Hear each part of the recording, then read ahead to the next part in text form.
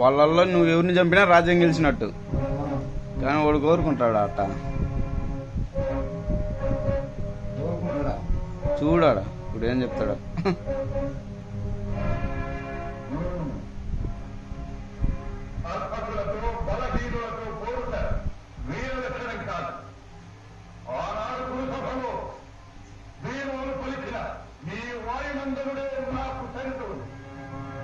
భీముడితో కొట్లాడతా అని చెప్పాడు.